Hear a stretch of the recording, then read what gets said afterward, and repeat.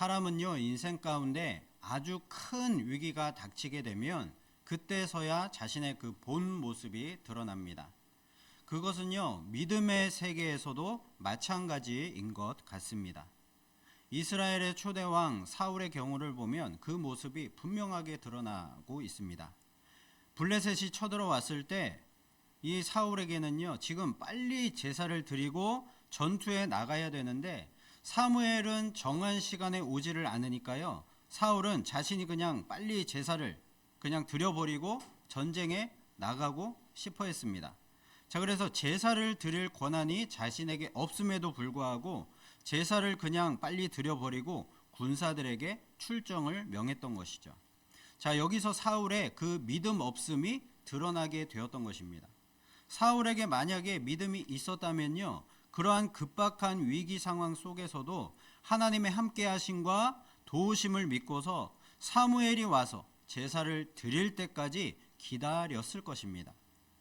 이처럼 우리의 삶에도 큰 위기가 닥치게 되면요, 우리의 그 신앙 상태가 과연 어떠한지 그 위기를 통해서 드러날 수 있게 되는 것이죠. 오늘 야곱에게는요, 그의 인생에서 가장 큰 위기라고 할 수 있는 그런 상황을 마주하게 되었습니다. 20년 전에 형 에서를 속이고 도망쳤던 그가 이제 하나님의 말씀을 따라서 그 명령에 순종하여서 고향으로 돌아가려고 하는데 형 에서가 400명의 군사를 이끌고 이 자신을 향해서, 자신의 가족들을 향해서 오고 있다라는 그런 소식을 들은 것입니다. 여러분, 이때를 상상해 보십시오. 얼마나 야곱이 무서웠겠습니까? 야곱은요, 지금 20년 동안 형으로부터 도망을 쳐서 외삼촌 라반의 집에 있는 그 하란 땅에서 20년 동안을 살았습니다. 숨어 살았습니다. 자, 그러면서 아내를 4명을 얻었고요. 그리고 자식을 12명을 얻었고요. 그리고 수많은 가축들, 그런 재산들, 그리고 여러 종들을 얻게 되었는데 이 모든 것이 한순간에 이제 에서와 함께 온 이 400명의 군사들을 통해서 한순간에 이 모든 재산들과 소유들, 가족들을 다 잃어버리고 자신의 목숨까지도 보장할 수 없는, 장담할 수 없는 그런 위기 상황이 되었던 것이죠. 그동안 야곱은요, 평생을 자신의 힘과 지혜를 믿고서 속이는 자로 살아왔습니다. 수단과 방법을 가리지 않고 남의 발꿈치를 잡고서라도 원하는 것을 쟁취하던 그런 사람이었습니다. 그런데 이제 자신의 그런 잔머리, 어떤 처세술, 그런 속이는 그런 방법들, 그런 모든 것들이요, 절대적인 그 위기 앞에서 이제 힘을 잃게 되었던 것이죠. 오늘 말씀을 통해서요, 그 절대적인 위기 앞에서 속이는 자로 살아왔던 이 야곱이 어떻게 하나님과 겨루어 이긴 자가 되고 하나님의 통치를 받는 자가 되어서 이스라엘로 변화될 수 있었는지, 그리고 오늘을 사는 우리도요, 어떻게 그 변화의 주인공이 될 수 있을지를 말씀을 통해서 깊이 묵상해 보기를 원합니다. 자, 첫 번째로 우리는 하나님 앞에 단독자로 설 수 있어야 합니다. 야곱은 야복강에서 가족과 재산을 다 먼저 보내고요, 홀로 남았습니다. 자, 야곱이 왜 그랬을까요? 자신의 인생에서 가장 결정적인 그 위기 앞에서 비로소 깨달은 것입니다. 자신의 그동안의 가족도, 재물도, 자신의 그러한 어떤 처세술, 꾀도 다 이제는 소용이 없다는 것을 깨달은 것입니다. 그래서 마지막으로 이제 자기 홀로 남아서 하나님께 끝까지 매달려 보고자 그 자리에 홀로 남은 것이죠. 자, 그때 하나님이 그를 찾아와서 싸움을 거셨습니다. 그 시간 야곱은 오롯이 혼자 하나님만 상대해야 하는 그런 고독한 시간이었습니다. 여러분, 우리의 그 신앙의 변화는 언제 시작이 되는 것입니까? 내가 의지하던 모든 것들로부터 분리가 되어서 하나님 앞에 1대1로 단독자로 서게 될 때에 그 변화의 시작이 되는 것입니다. 여러분, 하나님께서는요, 때로 우리를 고난이라는 환경을 통해서 홀로 우리를 남겨두십니다. 그 이유는요, 우리를 그 고난을 통해서 망하게 하려고 하시는 것이 아니라 비로소 우리 자신을 그 고난을 통해서 직면하고 하나님을 온전히 만날 기회를 주시는 것이죠. 그 시간은요, 하나님이 우리와 독대하기를 원하시는 시간입니다. 홀로 남겨진 그 시간은 하나님과의 관계에 온전히 집중해야만 하는 시간인 것이죠. 여러분, 하늘을 날아다니는 그 아름다운 나비가요, 처음부터 그렇게 날 수 있는 나비로 태어났습니까? 그렇지 않죠. 처음에는 애벌레, 아주 작은 애벌레였습니다. 그 애벌레가 여러 번의 탈피를 겪으면서 이 몸집이 점점 커지고요, 마지막에는 이제 번데기 상태가 되어서 그 번데기 상태로 오래 있다가 작은 구멍을 통해서 빠져나오는 그 몸부림을 치는 그 시간을 통하여서 그 구멍을 이제 빠져나오게 되면요, 이제 훨훨 날 수 있는 그런 나비가 되는 것이죠. 그런데요, 만약에 그 번데기 상태에서 작은 구멍을 뚫고 나오는 그 모습이 안쓰럽다고 해서 우리 사람이요, 그 구멍을 만약에 넓혀준다고 한다면요, 그 나비는 쉽게 나올 수 있겠지만 이 날개 한번 제대로 펴보지 못하고 죽고 마는 것입니다. 나비는요, 그 좁은 구멍을 빠져나오기 위해서 몸부림치는 그 혼자만의 고독한 그 싸움의 시간을 통과해야지만 날 수 있는 힘이 생기는 것입니다. 예수님은요, 우리에게 기도에 대해서 가르쳐 주실 때 외식하는 자들처럼 많은 사람들 앞에서 기도하지 말고 아무도 보지 않는 골방에 혼자 들어가서 문을 닫고 기도하라고 말씀을 하셨습니다. 마태복음 6장 6절 말씀입니다. 함께 읽어보겠습니다. 시작. 너는 기도할 때에 내 골방에 들어가 문을 닫고 은밀한 중에 계신 내 아버지께 기도하라. 은밀한 중에 보시는 내 아버지께서 갚으시리라. 아멘. 우리 신앙인에게는요, 이러한 반드시 홀로 하나님과 마주하는 이 기도하는 시간이 있어야만 한다는 것입니다. 여러분, 우리는요, 하나님 앞에 단독자로 설 수 있어야 합니다. 우리의 신앙은요, 하나님과의 1대1 관계인 것입니다. 나의 부모님의 신앙이 좋다고 해서 내가 저절로 자연스럽게 구원받는 것이 아닙니다. 내가 교회에 나와서 예배드리고 출석한다고 해서 그것 때문에 우리가 구원받고 그렇게 믿음이 성장할 수 있는 것이 아니라는 말씀입니다. 언제나 우리의 신앙은요, 하나님과의 1대1 관계인 것입니다. 지금부터 하나님 앞에 단독자로 서서 기도할 수 있어야 합니다. 그래야 우리 인생 가운데 큰 위기가 닥쳤을 때에 세상과 사람 바라보지 않고 그 세상을 의지하지 않고 하나님 앞에 단독자로 서서 하나님의 은혜를 구할 수 있을 것입니다. 자, 그리고 두 번째로 우리는 하나님과 끝까지 씨름해야 하는 것입니다. 홀로 남은 야곱에게 어떤 사람이 나타나서 밤새도록 씨름을 합니다. 야곱에게 있어서 이 씨름은요, 생존을 건 필사의 기도였습니다. 날이 이제 새려고 하니까요, 그 사람이 가려고 합니다. 그때 야곱이 이 사람에게 외칩니다. 당신이 내게 축복하지 아니하면 가게 하지 아니하겠나이다. 이 야곱이요, 밤새 이 사람과 씨름을 하면서 이분이 바로 하나님이시구나 라는 사실을 깨달았던 것이죠. 그래서 필사적으로 매달렸던 것입니다. 지금 이 에서 문제, 자신의 생존 문제, 그리고 자신의 가족, 이 모든 소유의 이 문제를 해결해 달라고 하나님께 지금 매달리고 있는 것이죠. 자, 이것이 야곱의 변화된 모습입니다. 예전에 야곱은요, 하나님의 축복을 얻기 위해 어떻게 했습니까? 아버지를 속이고요, 형을 이용했습니다. 모든 것을 인간적인 방법으로 하나님의 축복을 구했던 것이죠. 그러나 이제 이 야곱은요, 그 축복의 모든 주권이 오직 하나님께 있음을 알았던 것입니다. 그래서 죽기 살기로 이제 하나님께만 매달리기로 결심을 했던 것이죠.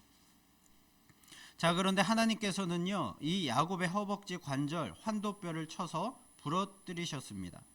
환도뼈는요, 사람이 걷고 힘을 쓰는 근원적인 부위입니다.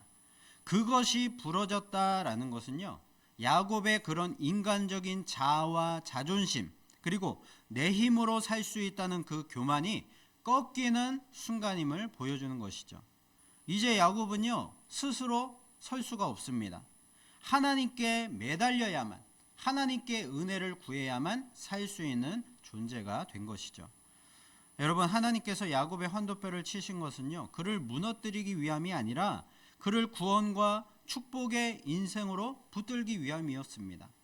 앞으로의 평생을 살면서 이 다리를 절면서 살 때마다 다시 속이는 자 야곱으로 돌아가지 말고 하나님의 은혜를 기억하면서 하나님과 씨름하는 자로 살라는 하나님의 은혜와 축복이었던 것입니다. 자, 이와 비슷한 하나님의 은혜를 경험한 사람이 신약에 나오죠. 그 사람은 바로 우리가 잘 알고 있는 바울입니다. 바울에게는요, 육체의 가시라고 불리는 그런 고통스러운 질병이 있었습니다. 그는요, 이 질병을 떠나가게 해달라고 하나님께 3번이나 간구했습니다. 그러나 하나님의 응답이 무엇이었습니까? 내 은혜가 너에게 족하다. 이는 내 능력이 약한 데서 온전하여 짐이라 라는 말씀을 하셨습니다. 바울은요, 나중에 이렇게 고백을 합니다. 내가 약한 그때의 강함이라 라는 그런 고백을 드립니다. 야곱은요, 그 육체의 가시 때문에 교만하지 않고 하나님을 더욱 의지할 수가 있었고요. 그로 인해서 오히려 자신의 약함 대신에 하나님의 강함을 얻게 되었던 것이죠. 여러분, 거북이가 한번 뒤집어지면요, 다시 이 거북이 스스로 이 뒤집힌 것을 바로잡기란 여간 어려운 일이 아닙니다. 자, 그래서 이 뒤집힌 거북이가 그렇다고 해서요, 그것이 힘들다고 해서 가만히 있으면 어떻게 됩니까? 그냥 뒤집힌 채로 그렇게 있다가 그냥 죽고 마는 것이죠. 그래서 뒤집힌 거북이가 할 수 있는 유일한 일은요, 그냥 사정없이 발버둥을 치는 일입니다. 그 네 발을 계속해서 있는 힘껏 발버둥 치는 일입니다. 그러다 보면 운이 좋아서 어디에 걸려서 몸이 다시 이렇게 바르게 잡힐 수도 있는 것이고요. 또는 그 발버둥 치는 모습을 보고서 다른 동료가 오거나 어떤 다른 동물들이 오거나 사람들이 오거나 해서 그 거북이를 다시 이렇게 원상복구시킬 수가 있게 되는 것이죠.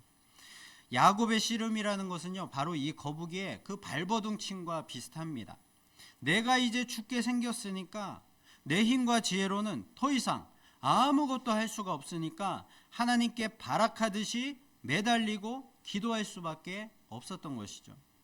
여러분, 우리의 기도에 야곱의 이 씨름함과 같은 그 절박함이 있기를 소원합니다. 하나님이 아니면 안 됩니다. 하나님이 도와주시지 않으면 저는 한순간도 제대로 살 수 없는 그런 존재입니다. 라는 그 항복 선언이 우리에게 나와야 될 것입니다.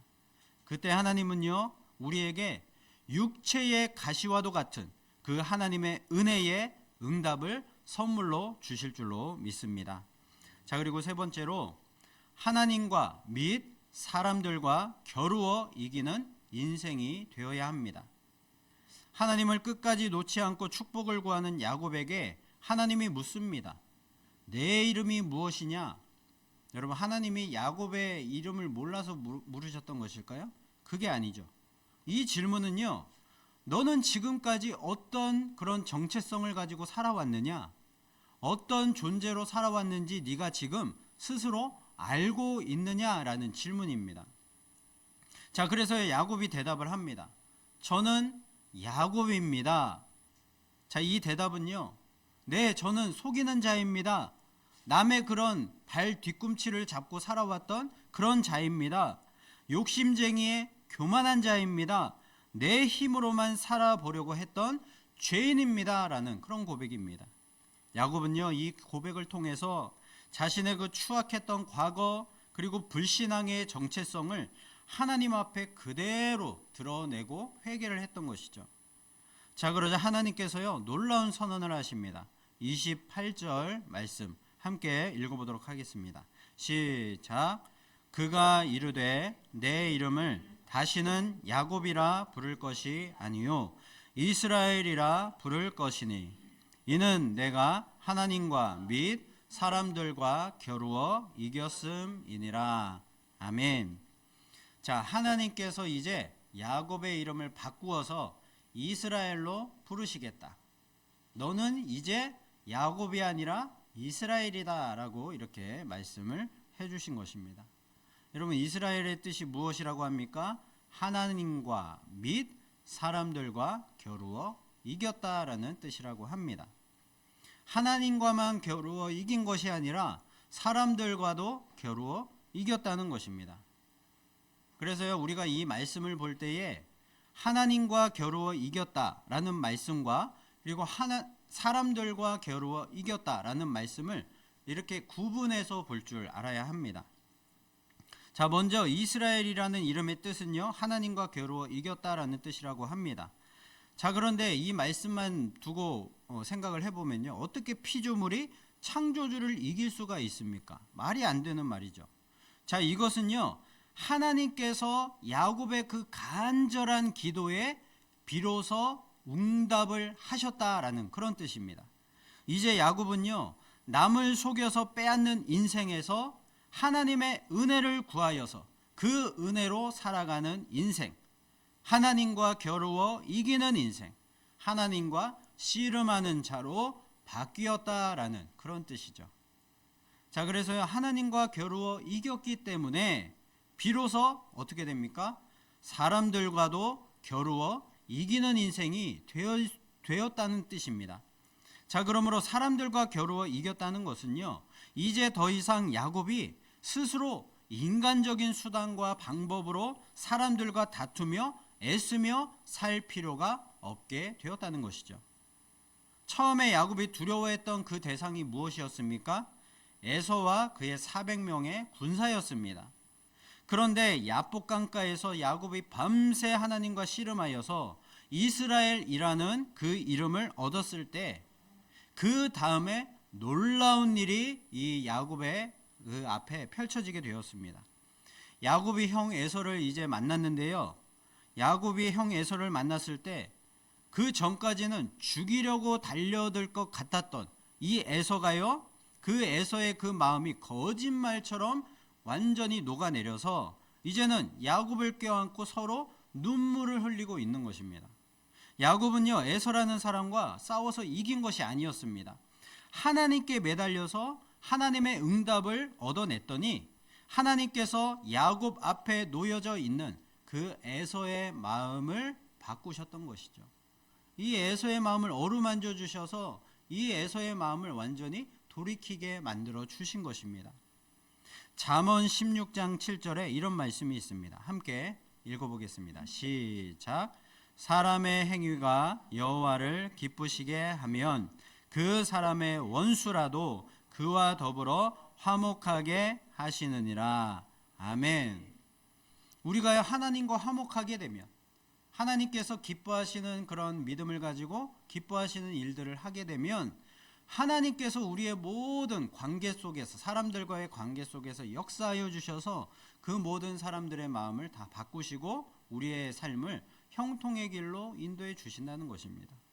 여러분, 하나님과의 관계에서 승리한 자는 사람과의 그런 갈등, 문제의 관계 속에서도 하나님이 만들어주시는 화해와 평화를 통해서 결국에는 사람들과 겨루어 이기는 진정한 승리를 얻게 된다는 것이죠.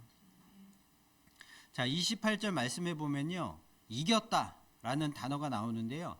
이 이기다라는 단어는요, 단순히 상대를 힘으로 이렇게 정복하다, 굴복시켰다라는 뜻 말고도요, 극복하다, 견디어내다라는 뜻을 가지고 있습니다.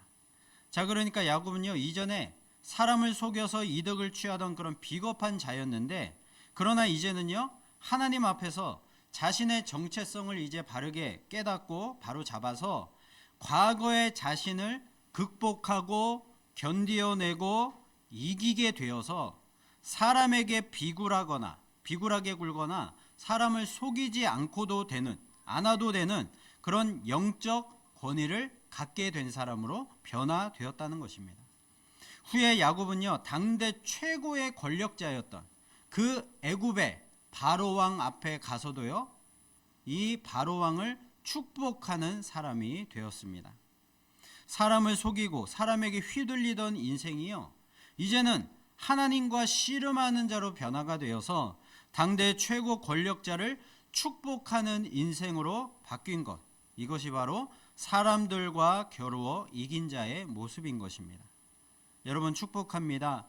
저와 여러분 모두 야곱에서 이스라엘로 완전하게 변화되어지는 그런 축복의 인생이 되시기를 축복합니다. 하나님과 겨루어 이기는 인생이 되시기를 바랍니다. 모든 인생의 문제들을 사람들과 씨름하지 말고 하나님과 씨름하는 자가 되시기를 바랍니다. 그래서 하나님께만 끝까지 의지하고 매달려서 사람들과도 겨루어 이기게 되는 하나님의 승리와 은혜로 충만한 인생 되시기를 예수님의 이름으로 축복합니다.